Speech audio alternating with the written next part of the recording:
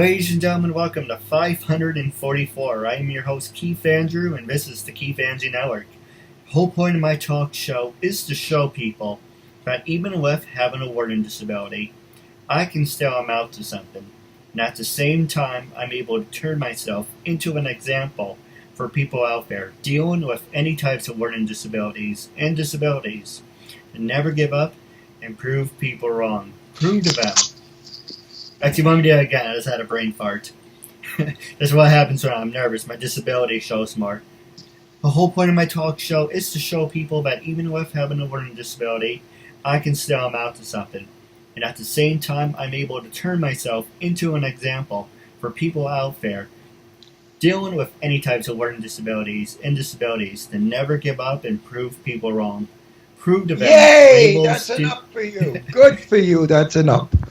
And prove to them that labels do not dictate who you are and who you're going to be. It's to prove to them you sum out to something. So hashtag break the labels. That being said, half hour, 33 minutes of your time. Say anything you want. Ask me anything. I have no gloves up my sleeves. So with that being said, I'm going to start off with Elizabeth. What can you tell us about yourself? Hi there. I am a member of Actors Equity. I am an actress. I do mostly stage work. That's plays and musicals.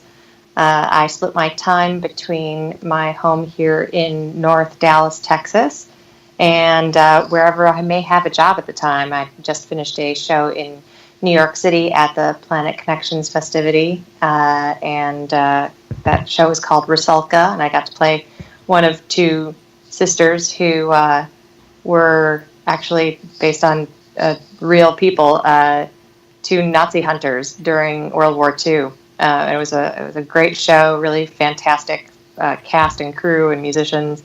And I'm actually heading back to New York this weekend for the award ceremony for that.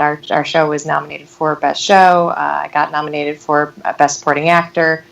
So very, very proud of that work, and about to start a new play here in the Dallas-Fort Worth area with another very talented actor, Van Quattro, and directed by Emily Scott Banks, called Brilliant Traces. So I'm constantly running around the country doing what I love, and I'm very lucky to be able to get to do that for a living. No, absolutely. So now we're going to, because it's a double interview, we're going to ask you each question, so we're going to go back and forth. And Veron, Sure. What can you tell us about yourself? You don't have the time. I'm in the business 58 years. My first movie I made was in 1959 with Sophia Loren and Tab Hunter, and it was called That Kind of Woman, and I played a soldier. From there, my career went on to television, Charlie's Angels, Macmillan and Wife, and other Brenda Vaccaro in Sarah for a long time at Universal. I've worked the stage for many years as a stand-up comic. Then I decided, because I was getting older, that the stuff didn't work anymore that I was doing younger. So my very dear friend Jane Russell, the legend, I went to her home and I said, Jane, I'm thinking of becoming an interviewer. Would you be my first interview? And she said, honey, for you, I'd do anything. So I interviewed Jane Russell, and you can see that interview up on, what is it called? That thing that everybody goes to. Oh, YouTube. YouTube. Go to YouTube. You could see about 400 of my interviews, and they're all with great legends of Hollywood. So Jane shot the first show, and the show was called Set the Record Straight.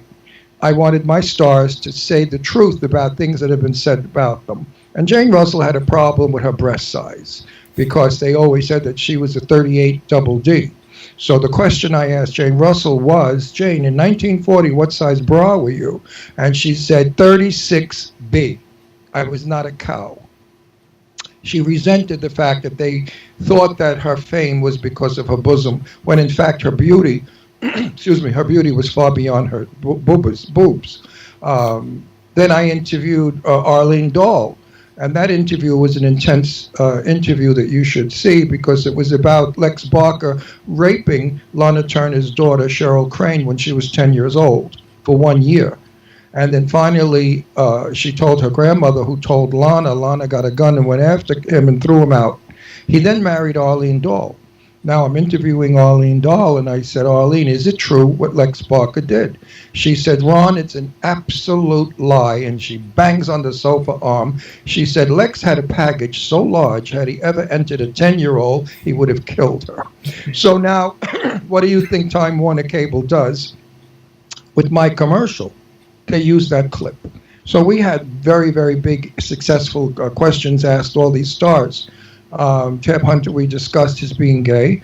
It was a very good show, and I enjoyed it. Now I'm with the Jimmy Star Show, simply because I met Jimmy, we fell in love, and we're married. We're the first gay couple to have a television show, and it's a great success. We have over 4.5 million people that come in every week. We go to so many countries all over the world, and we were voted the #1 web show in the world. So we've really done a lot for gay people, for all people, because our show tells it like it is. We're unfiltered and uncensored, so we can say whatever we want, we can curse, we can carry on, and our audiences like it. And when we interview a celebrity, it's not an interview like, what movie did you make, we like this, it's bullshit.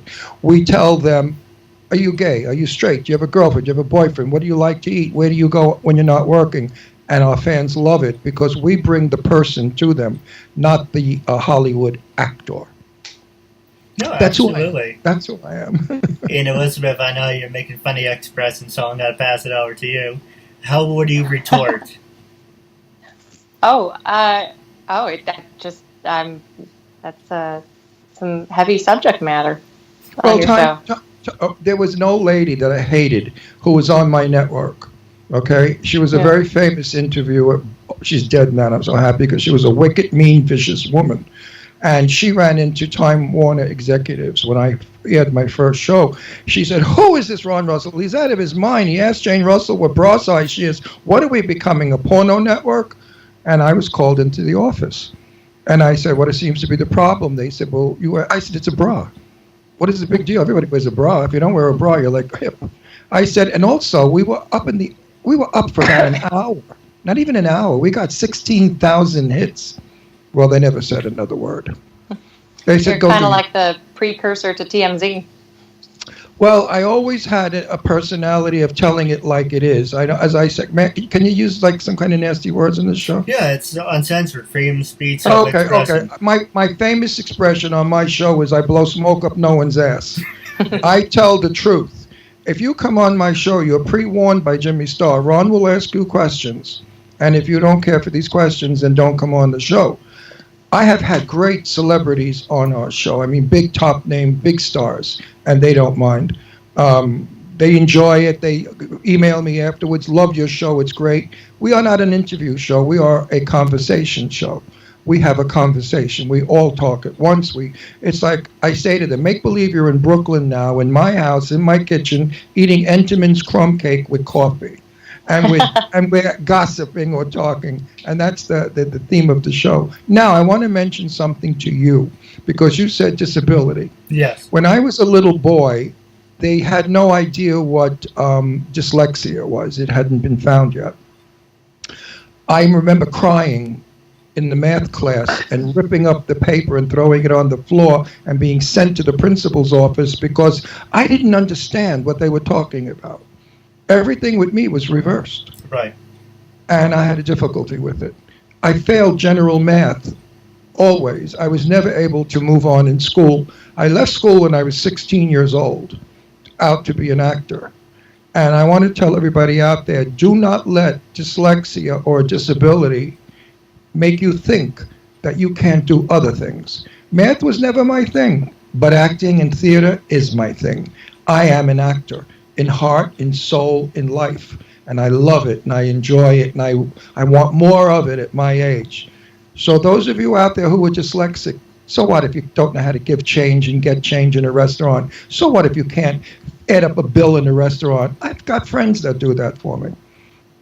No big deal. You learn to live with your disability, and you learn to get around your disability. And because you have a disability does not make you out to be a freak or an outsider, and you don't come from planet Jupiter.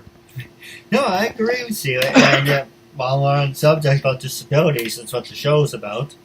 You know, yesterday, I won't mention the job I work at. I can tell you off the air. But I'm a cashier.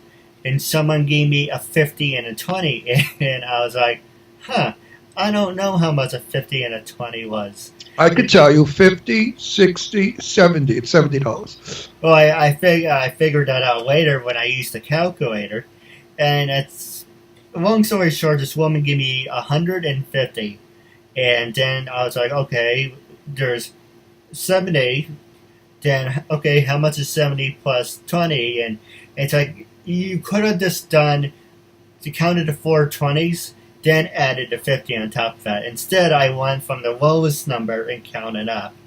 So you're smarter than I am. moment. If you gave me a 40, no, if your bill is $46.75 and you give me $50, I have not a clue as what the change should be because my brain can't do it. And that's another I have thing. no idea. I have no idea what the change would be. None at all. That's another thing I hated. It's like when I gave you the change, I was like, okay, we did this amount of money, $40 to get 36 cents. Yeah, okay, I'm going to give you an additional $56. I'm like, I don't know how much that is. It stinks, but you know what? Give me a script. And in 2 hours, I've learned it and do it well. So there you go. It's who you are, what you are. Not what school tries to make you. Remember that. When you go to school, you don't have to excel in everything they teach you. Excel in what you like. I was in every single play at high school. I was the lead in many because I was the actor. The other kids thought it was faggy or crappy and they didn't like it. But I was the actor in that school. And they knew to come to me when they had a difficult, like we did a show one time, it was based on the TV show, the one that you win a $64,000 question, and they needed a guy to be the MC, and none of the kids could pull it off. Well, I went up there. I was the MC, and I played it well. And I knew then that this is where I am. This is who I am, and this is what I'm going to do. So, math, screw you. I don't need you. I look at my paycheck, and that looks good. Thank God I'm with Jimmy Starr, who is a BICAP or whatever they call those college guys, and Jimmy knows how to add beautifully. So when we go out to dinner, I never get a check. Jimmy takes the check, and Jimmy does the math, and I sit there smiling. And then, I mean, just the other day, he said something to me, and I said, Jimmy, you know I don't do math. And I walked out of the studio. I forgot what the question was. But so you make fun of yourself. You joke around about it. You don't take it to heart like, oh, my God, I can't do 10 and 20. Who cares? Who cares? But I can act. No, absolutely. Yeah. Now, the next question. Everybody and their mother can add, but they can't act. So feel good about yourself, right, Elizabeth? Yeah, absolutely. You're an Find actress. What you love to do. I've worked with several actors. One of my good buddies, he's has dyslexia as well. And when he's got a script that he has to memorize and he's got no time, he just sends it over to me. I record his lines for him, and then he just listens to them, and that's how he learns them, since it's easier to do it that way for him. I'm red too. Yeah. Exactly. Yeah, I'm doing a Find script. what works for you. I'm shooting a movie in November, which I can't title yet because I don't know why, but we're supposed to keep it a secret. But I'm playing a gangster, a real tough hombre, and the script, it calls for a Brooklyn accent, which I have, but not a very heavy Brooklyn accent. Like, yeah, you guys got to go over here. Forget about it. That's what they want. And I hear myself doing the lines, but Jimmy will read to me at night the lines, and I learn them much better than reading them. Reading them, sometimes the its and the a's and the ands get all screwed up. So instead of saying the line, and I went because it was the thing to do, I'll come out with when things were to do. Mm-hmm. Yeah. That's dyslexia. Technology really helps, you find a new way to do something. Well, yeah, like my mother would say, where there's a will, there's a way. Exactly, yeah. And that is so true, and I certainly have the will. At 78 years old, I'm fighting ageism. That's my cause. If you read Facebook, and if you see my interviews, and I do many, which I'm going to do a plug right now, is do not disrespect people who are over 50 or 60. Do not harm them. Do not curse them out if for some reason they cut you off because they had a little bubble in their brain. Remember, if you're lucky, you will get to be that age. Mm-hmm. And you will not like it.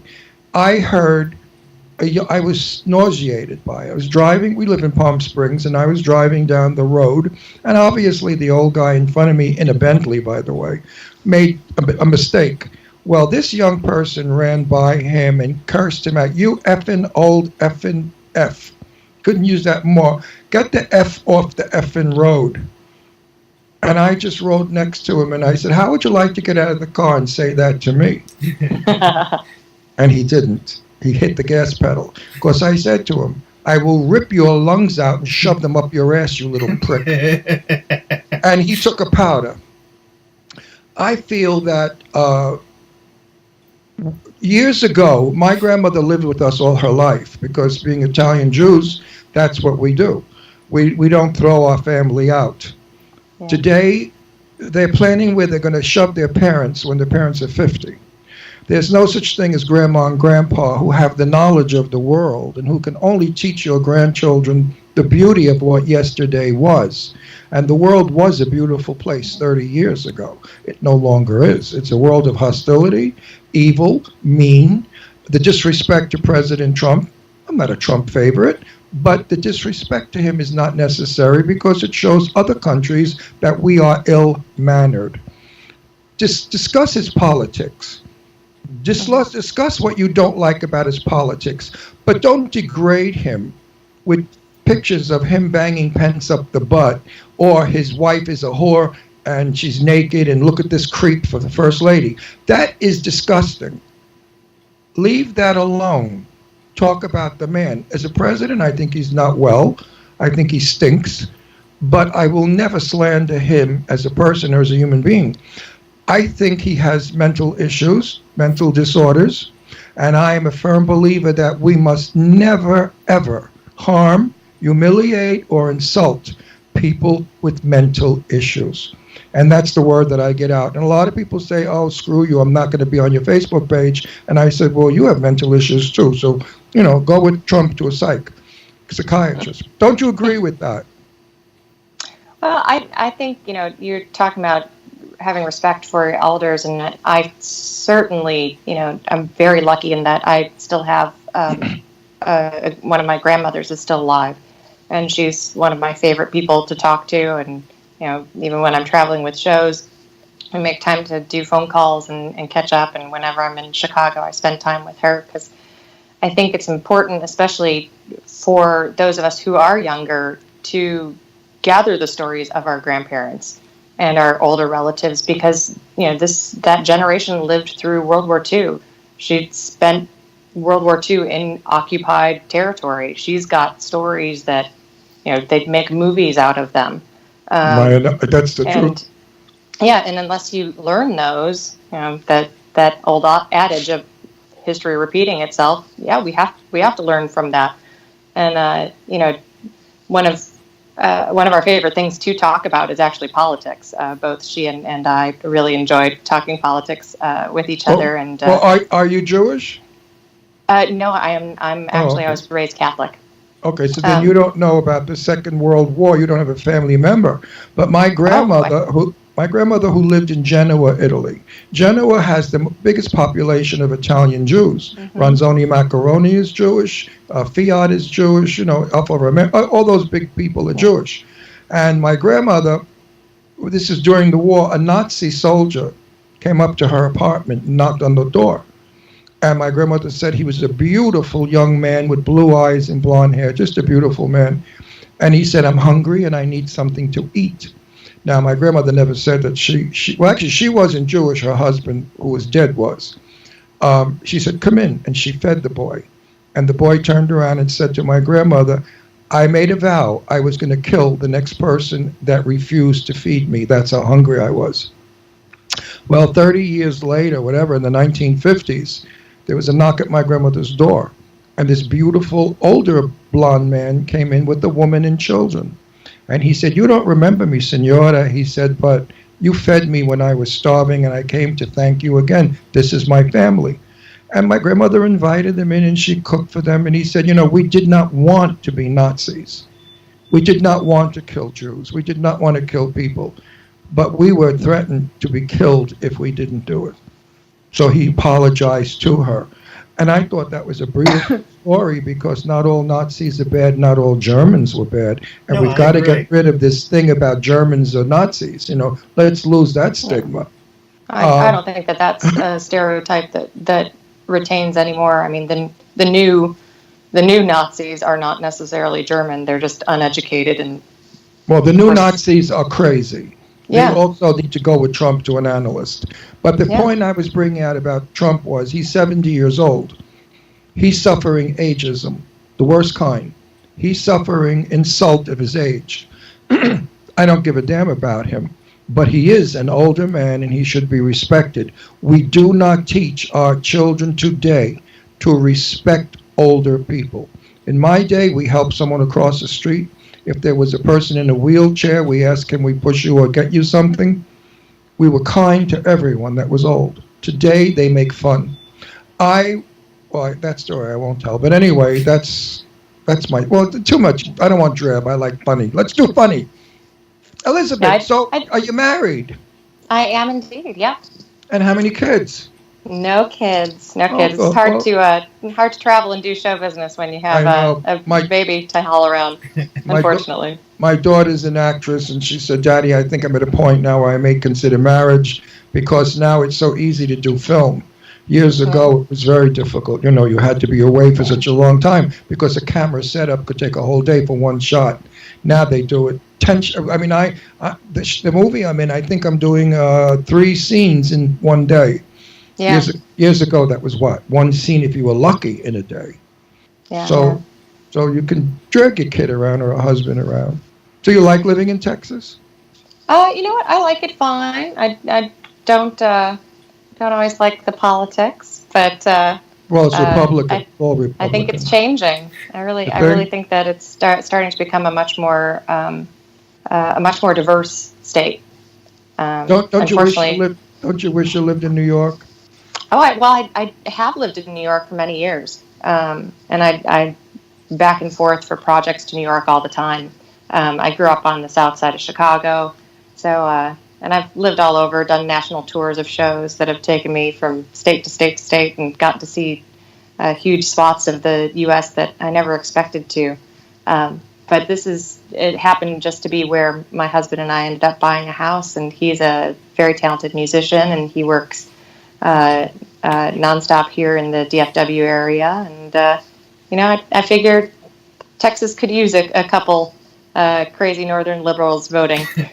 So it works for you. I was born in Brooklyn during the Second World War. I was born in 1940 when the war was just raging all over the place. And I can remember when I was about 4 years old, my mother was feeding me farina. Remember farina? I used to eat farina every morning for breakfast. Well, Farina she with was raisins feeding and it to cinnamon. me at night because I love farina so much.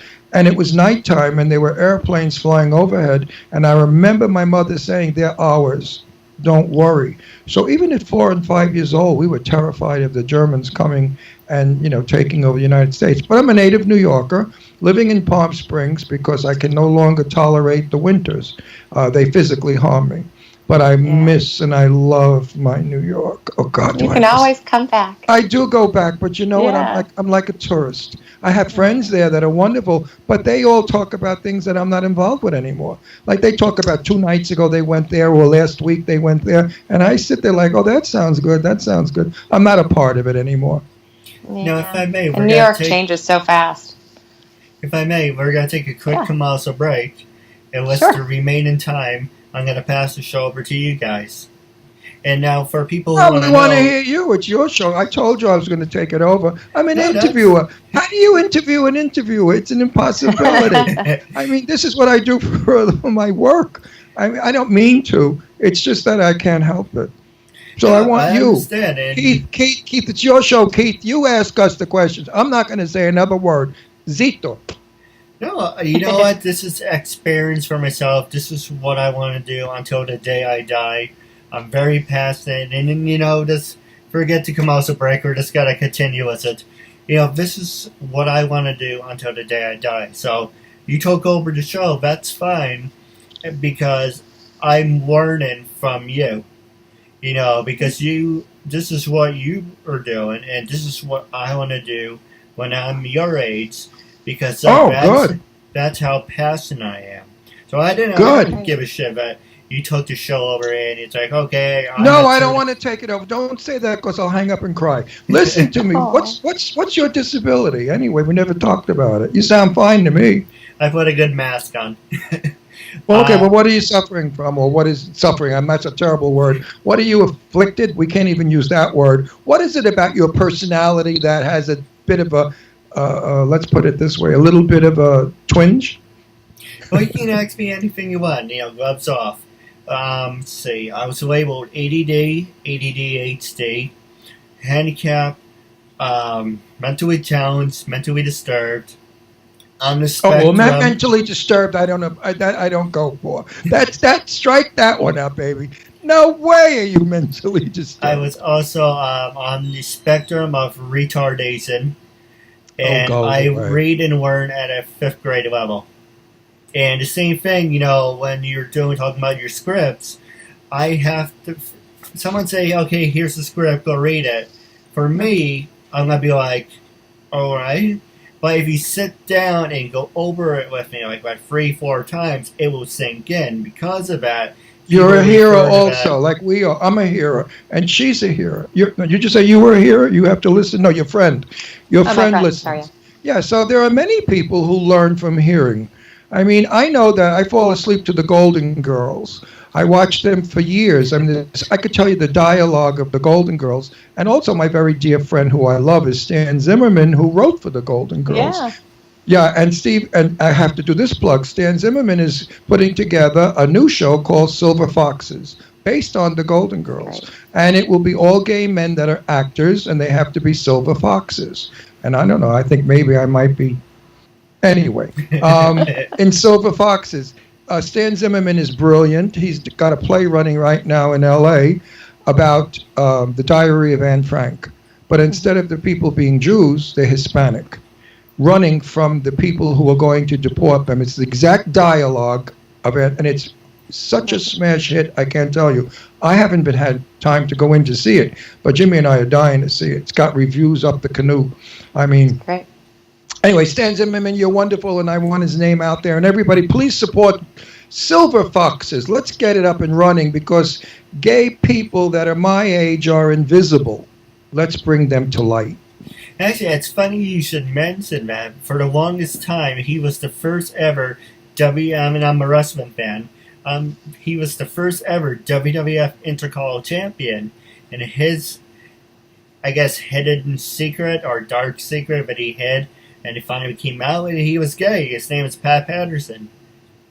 And no one knew. Okay, only certain people knew, but no one actually knew. Who is it you're talking about? Oh, Pat Patterson, former WWF Intercontinental Champion, the very first Intercontinental Champion.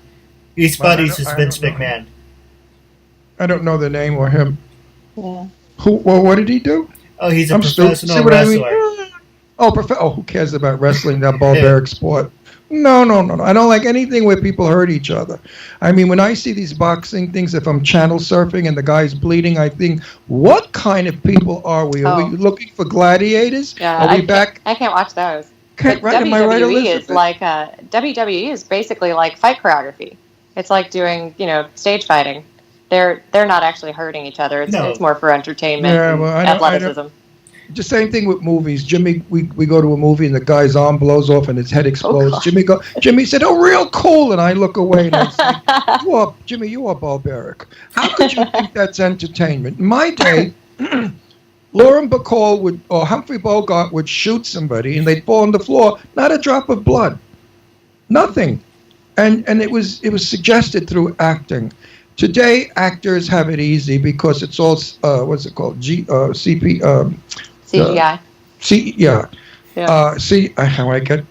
I would have called it everything else, but what is it? CGI. CGI. See, I would have said GIC. And that's okay. It's normal. But friends that know me and people that know me understand. They correct me. They say, "Yeah, Ron."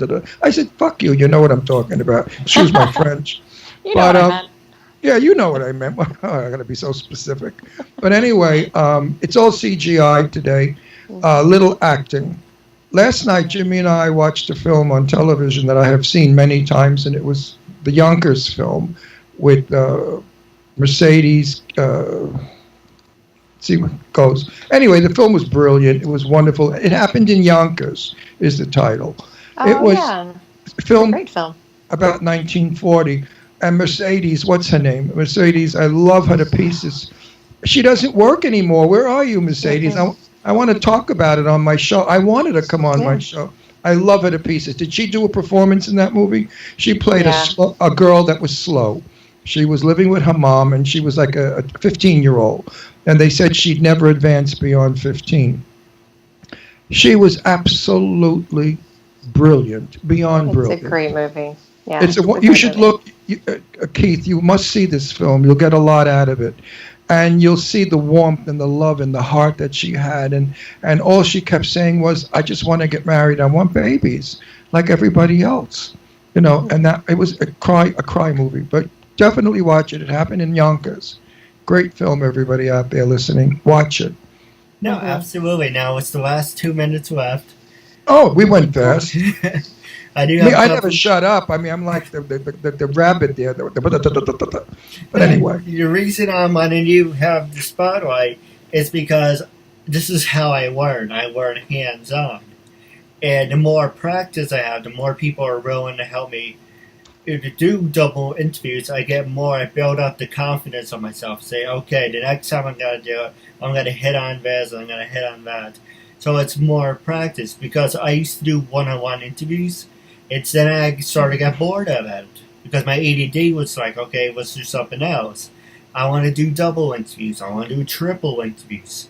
I want to interview 4 people at the same time, because I want to be like Bill O'Reilly and a Bill Maher, to how... Oh, God, no, you don't want to be like Bill Maher. No.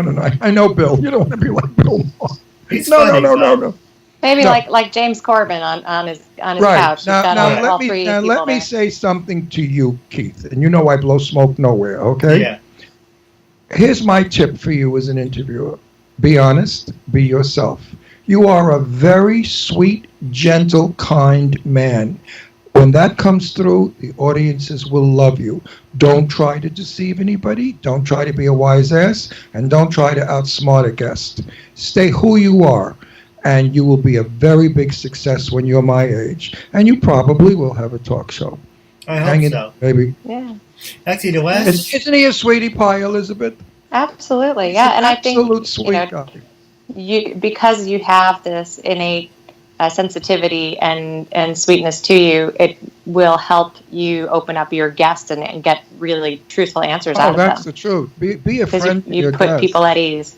Yeah, no, absolutely. If I may, I do have one more subject for you. Sure. This one's for Ron, because you're an expert, but I want to ask you first, Elizabeth. When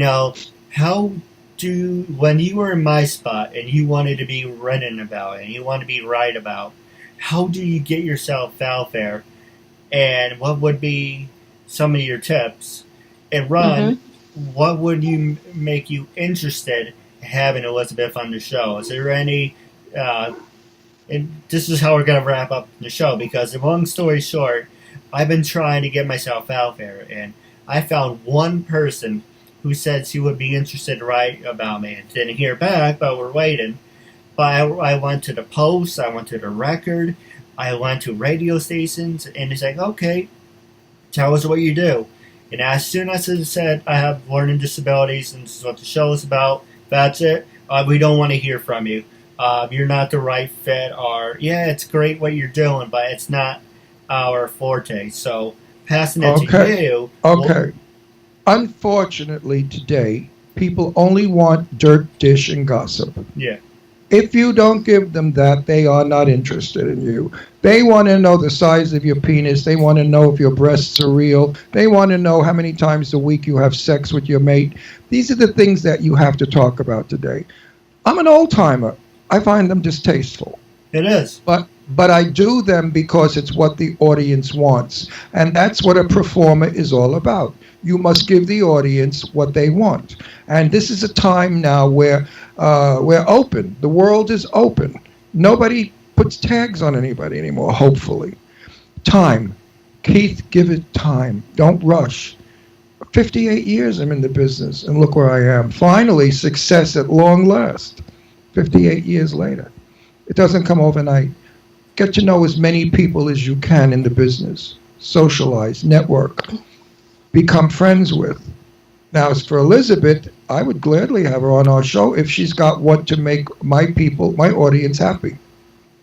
If she can talk about celebrities, like Angelina Jolie grew up in my house. Angie Voigt was her name. My daughter Deirdre and Angie went to El Rodeo School in Beverly Hills. I know Angie since she was a kid. Now, I talk about Angie. Of course, I'm not happy with what's happening in Angie's life now, so I'm not talking about her. And my other daughter, Leslie, went to school with Lara Spencer. And she just came back from Lara's wedding last week in Aspen, Colorado. So these are the things that people want to hear about. They want the insider. They want the dirt. So if Elizabeth can come on our show and give us interesting stories about celebrities, we'd be happy to have her on. And that goes for you too, Keith. But we are not a political show. We're a happy, fun, up show discussing movie stars. That's all we are. Absolutely. Just because, my whole label is about to turn myself into an example, I'm up for anything. I'm very flexible, so I can do anything and everything. But people like to cut me off at the knees. It's like, oh, your show's about disability. I'll give you an example. No, your show's not about disability. That's bullshit. I'll give you an example. I did over Thanksgiving. We're up to 544. Actors, actresses, models, CEOs, professional wrestlers, you name them, I got them. And they all said the same thing. Like you said, I'm a sweet person. People say that because there's something about me that hooks and gets people interested. But at the same time, people are like, well, you're only looking for people with disabilities. No, I'm talking about myself. I'm giving you guys the opportunity to make a new friend, support a good cause, and you're having a normal conversation. And by that, you're just having a good time. And then when I have to explain it, then you get more people interested. Well, I wouldn't open the conversation with, I'm disabled. That's already a negative statement. Yeah. I would say, hi, I'm Keith. I have a talk show. I have interesting people on my show. Why don't you listen in or look at me on YouTube? And I'm sure you'll be so happy with me that you'll want me to interview you. Then call stars. Get their phone numbers. Call them up. Speak with them. I don't know one actor who would refuse you. Not one actor would refuse you. Not one of my people. They would come on because they want to support you. They want to support what you believe in, what your cause is. Hollywood actors have hearts, big hearts. Drunk all the time. Actors love talking about themselves. Don't tell me about that. Every cocktail party I go to, they nail opportunity. me. Oh, they nail me. Ron Russell, so nice to meet you. Did you know I did this movie and that movie and this movie's on television? And I say, how nice, dear, how nice. I know I've got to get a drink, excuse me. Exactly. And then you walk away. They do it in a minute because they know that's all the time they're going to get. But seriously, Keith, grow. Don't stay the same. Grow. You're 5 years on the show. 5.5. 5.5. You should have grown more. You should have grown more. Contact interesting people of all kinds and interview them well. Get a technique get a sort of a style of like my style is comedian, dirty mouth, crazy guy. It's okay. It works. I'm not upset about it because I have correspondence from fans that say to me, I wish you were my father. I wish you were my grandfather. And that's a wonderful compliment to get from some young people. So pursue your career. That's the word. Mm-hmm. And time. It takes a long time, baby. Not overnight. It's persistence. Absolutely. Isn't it persistent, Elizabeth? Yeah. So, Elizabeth, if you as an actor, you go to how many auditions a week? I don't do that. Dozens. I don't do that anymore because I have so many friends that are producers and directors. Yeah. They say at a higher level where you get called in. I'm doing 3 movies. Yeah. At my age, 3. I'm working until next year. One is for I shouldn't say, but yeah, Sherry Belafonte, one of her films, and I'm in George Thomas Churchill film, and I'm in another film I'm shooting in Arizona where I play a gay. It's filmed in the 1800s. A gay cowboy who kills the sheriff. Anyway, and that's a Linda Chorney film. So they come to me because they say, I'd like you for this. Because it's nice that people my age are starting to work. Yeah. Filmmakers, and I want all you stupid filmmakers to listen to me, you young 30-year-old think you know it alls. Stop with the kid films. There's a great big audience out there of senior citizens, the largest ever in the history of the world. They had Robert De Niro in a film with that other lovely brunette girl. I forgot her name. Now what they're doing is they're putting an old person with a young person in a film to grab both audiences. It's about time they've got brains. So now people my age are in demand. Yeah. And the industry changes. Not 5 years ago. And if you were gay 5 years ago, forget it. Thank God now everybody that's gay is coming out. Thank goodness. And all of them that I know are gay that don't come out. It's no big deal. Yeah. We're all people. Absolutely. I didn't mean to interrupt. We're going overtime now. I do have a couple questions for you off the air about wrapping up. How can people follow you on social media? And when I first approached both of you, what was your first, and you can be completely honest, what was your first reaction and what made you say yes? And how do you feel now about being a guest? I do interviews because I know what it's like when you're hunting for people to come on your show. Not an easy job. So if somebody, and I do many of these I do mostly phone call interviews and Skype, but I never say no. Of course, if you're a weirdo, like we had a weirdo that was, he had a sex thing, a club of wife swapping and whatever it was. And I said, no, I'm not coming on. You're not tricking me into that one, baby. Yeah. No way. I just liked what you wrote. You waved. And I thought, yeah, why not? And then when you told me you were disabled, well, big deal. I don't give a shit. The guy's got a nice show maybe. And I'm glad I'm on. Yes, I'm happy I'm on. I loved it. It was nice meeting Elizabeth and you. And I wish you all the best, the most success, because you're a genuinely sweet, nice man. Forget the bullshit, the disability, the other crap, and you're certainly not mentally ill. Who the fuck said you were? My school. This is the type of shit I was shoved down my mouth since I was 4. Well, you tell whoever it was to look in the mirror, okay? Maybe he's the mentally ill one. You're far from mentally ill. I think you're terrific. I enjoyed your show. Thank you so much for inviting me on, and I hope I did well. And Elizabeth, if I overspoke too much and ran the show, please forgive me. That's what I do. I can't not be who I am, just like you, Keith. Are. Keith, that's who you are. You've got to be who you are. I won't stand for anything else. Right, Elizabeth? It's Elizabeth, true, absolutely. Let's talk and see what you could do. If you have celebrity name people that you want to come on and discuss and talk about your career, well, we'd be happy to have you on. Oh, and you, young man, you have to give me goodies, otherwise you're not coming on the show. You have to give me goodies. Well, because, if you were Brad Pitt, I wouldn't care what you had to say. Yeah. Just getting it. Come on, Keith. If I was Brad Pitt, it's all about the names, right? Exactly. If I sat here smiling for the half hour, you'd have been thrilled. But unfortunately, we don't get them. They're too big. Yeah. That's true. What about you, Elizabeth? What was your first reaction? I'm not gonna lie. I did my due diligence. I checked out who you were because, like Rod said, you have to be sure that somebody's not a creep if they're reaching out to you out of the blue and you don't have a personal connection with them right away. But as soon as I saw what you were doing, I thought it was really fantastic, and I was happy to take some time out of a Saturday and talk about myself. What actor doesn't love talking about themselves? Obviously, you never checked out who I was. Otherwise, you wouldn't have come on the show. Oh, stop. No. It was a surprise. It was a pure surprise. We have our own Roku. We're on Roku. And people that go into movie stars go into Roku to check out what I do, and they said, "Oh my God, this guy's crazy. He's wild." and then some don't, some decline, and some come on. That's their right, Yeah. Well, the ones that they know are spread. That we have 5 million, almost 5 million people a week coming in. That's a big audience. So they want their word to go out. But don't be afraid to be who you are. Yeah. Understand me? And I'd encourage you to, go in an interesting path. Strike out your own style, like you were saying.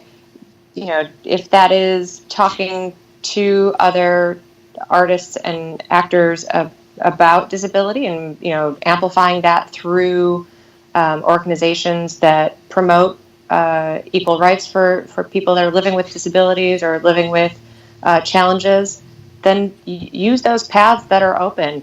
If that's what he wants. But if that's what you want, exactly. But don't be who you want to be and pursue the career in your own style. But don't use your disability as a free ride. Right. That stinks. Yeah. That stinks. Nobody cares for that. That's not even part of who you are. You're an interviewer. Period. Leave the disability part out. Nobody gives a shit about that. What, we're going to feel sorry for you? That's why we're on the show. Oh, the poor guy's disabled. Meanwhile, you're not disabled. I know so many people I meet every day that make you look like a genius. Trust me. I meet some morons in supermarkets and stuff. They come up to me, the things they say to me. You would not believe the things they say to me. I mean, shocking sometimes. You too, Elizabeth? Did you ever get that? People come up to you?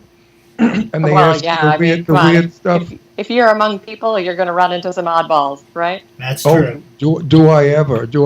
I'm sure you do. So lose the disability, be the interviewer, get out there, get the big names, go for the stars. They'll come on. You'll build a reputation that way. Then when you have stars that you talk about, you come on our show and talk about the stars that you've interviewed. Well, actually, I do have a couple stars, but we can talk about that off the air. Name drop. That's what we're all about. Okay. I know you're not a wrestling person, but I got a lot of wrestlers. I have a Canadian big star, Michael Landsberg from Off the Record. He's a really nice guy. I have... That's really about it, but mostly wrestling. Richard Epcar, he does voiceover works. He does video games. So you got voiceovers, you got actors, you got professional wrestlers, some comedians. I got everyone. And actually, one woman I'm working on, if you guys watch Fox News, she was on Fox News during the shooting, Orlando shooting, the Forrest Rowley. You know, the woman with the red hair, Forrest Rowley. If you don't know, I can show you her work. And she's a big star. She works in the Fortune 500. And she's going to be on the show. And so there's got to be a lot of great big names on the show. But it's, like you said, it's time. I'm not going to change who I am. I'm going to do this until the day I die. That's how passionate I am.